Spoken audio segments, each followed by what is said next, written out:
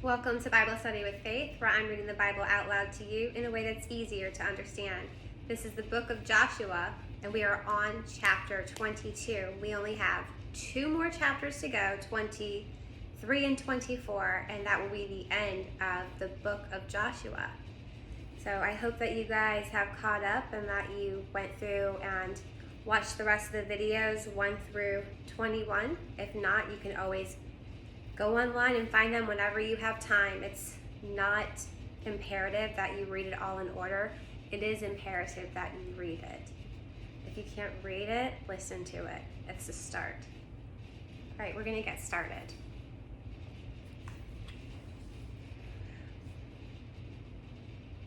I'm using the New International Version, and I use YouTube or you. Right now I'm using the Bible Gateway, but they also have YouVersion. Then Joshua summoned the Reubenites, the Gadites, and the half-tribe of Manasseh, and said to them, "You have done all that Moses, the servant of the Lord, commanded. You have obeyed me in everything I commanded. For a long time now, to this very day, you have not deserted your fellow Israelites, but have carried out the mission the Lord your God gave you. Now that the Lord your God has given them rest as he promised, return to your homes in the land that Moses, the servant of the Lord, gave you on the other side of the Jordan. But be careful to keep the commandment and the law that Moses, the servant of the Lord, gave you, to love the Lord your God, to walk in obedience to him, to keep his commands, to hold fast to him, and to serve him with all your heart and with all your soul." This is more easily forgotten than you would believe, especially when you are a person who is in the wilderness, alone, separated from your tribe. You can get very distracted.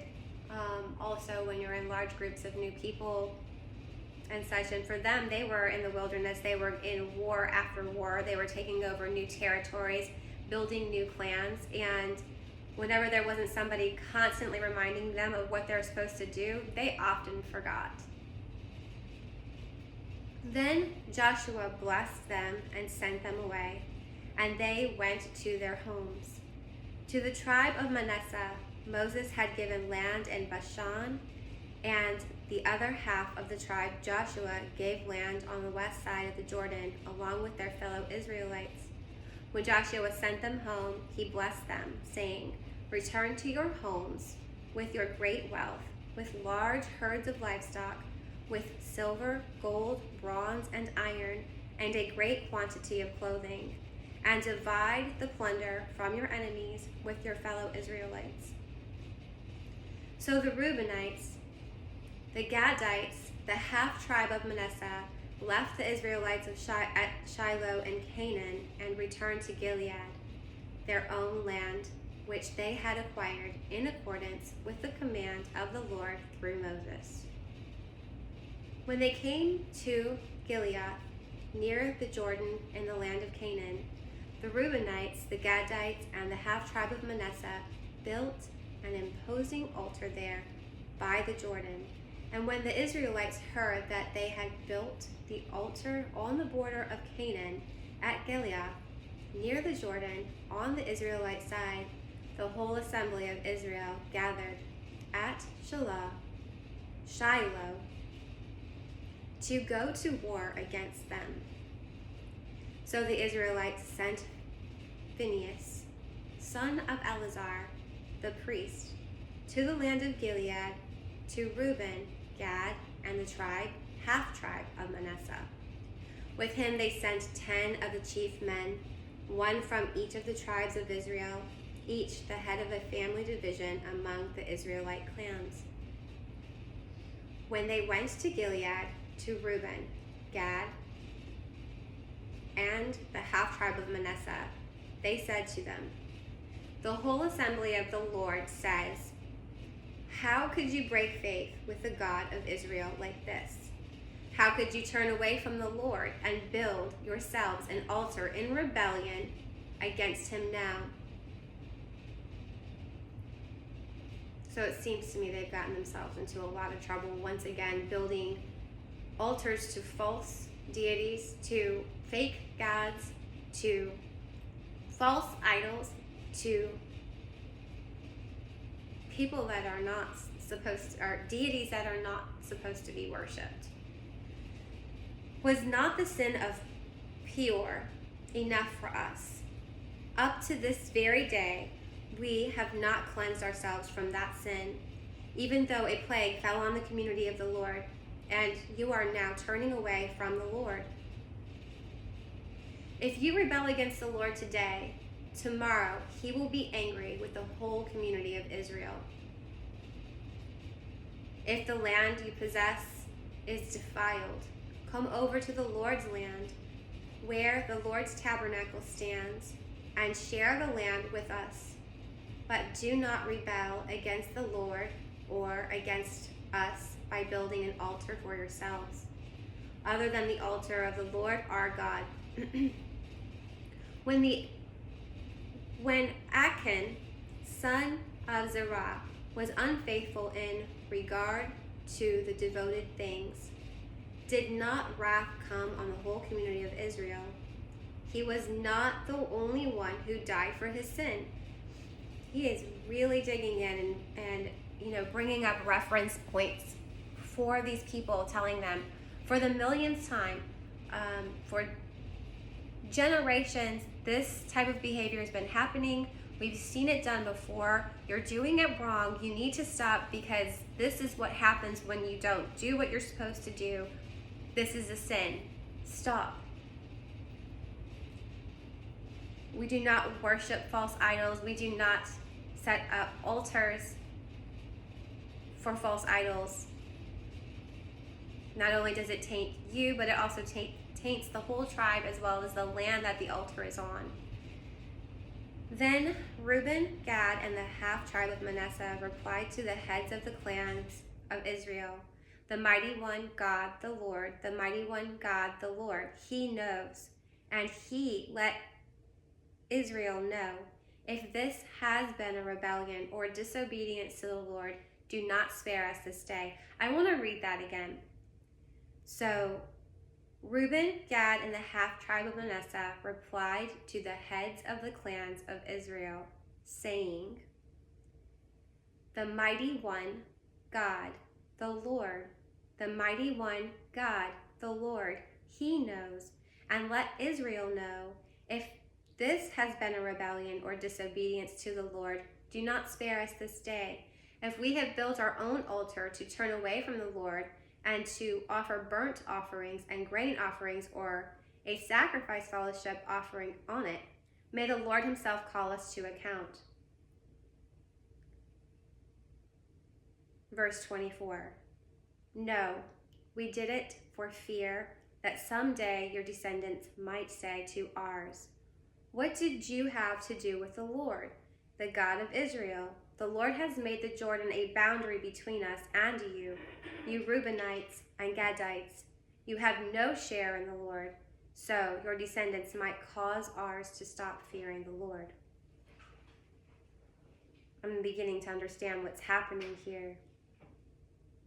Are you? That is why we said, "Let us get ready and build an altar, but not for burnt offerings or sacrifices. On the contrary, it is to be a witness between us and you and the generations that follow, that we will worship the Lord at his sanctuary with our burnt offerings, sacrifices, and fellowship offerings. Then in the future, your descendants will not be able to say to ours, 'You have no share in the Lord.'" They haven't built altars to false idols. They built their own altars to worship the Lord on their own because they wanted to be a part of it. And there's something beautiful about that. God's kingdom is growing and his people want a bigger hand in what is being done. They don't want to have to travel a million miles to, on foot to give someone else their offerings. They want to give their offerings on their own to their God. Let's see what happens. And we said, if they ever say this to us,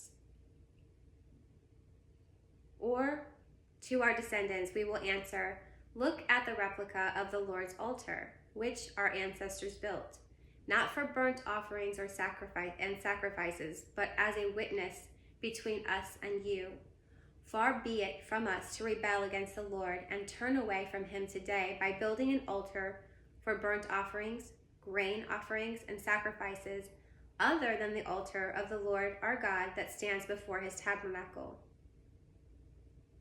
And that is they're speaking about the altar in front of the tabernacle that the Lord himself told Joshua to have them build. And that's where they're supposed to make the sacrifices. But now they've built another one for him in his name to make sacrifices elsewhere. And they're calling out to God and saying, if we've done wrong, judge us now and judge us harshly, because we really feel in all of our heart that we're doing the right thing.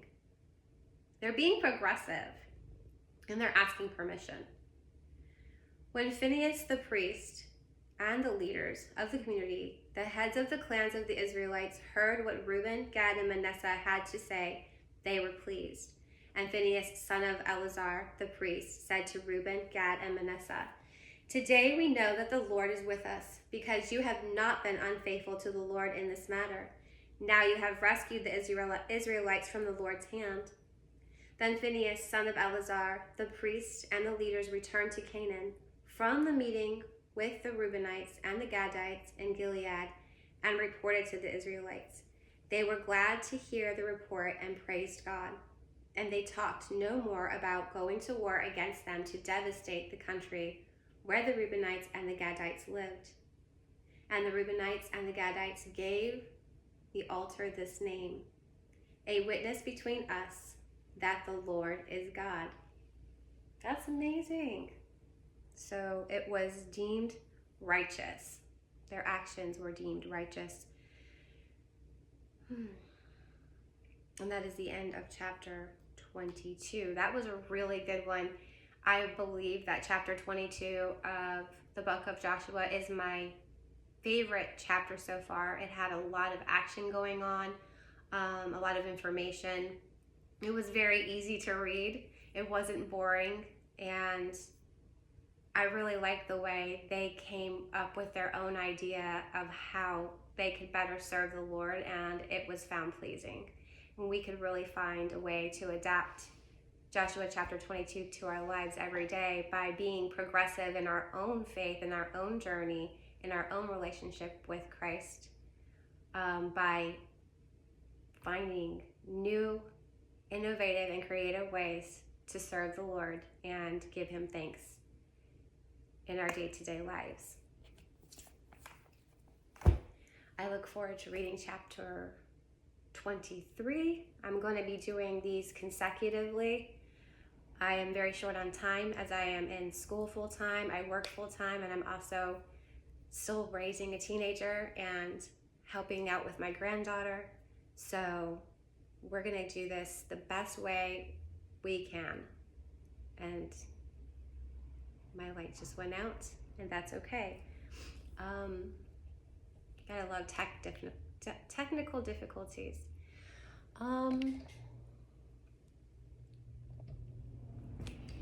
If you would like to catch up, all you gotta do is pick up a Bible, any Bible will do, and read chapters 1 through 21 in the book of Joshua, or I guess you would want to watch 1 through 22 at this point in the book of Joshua.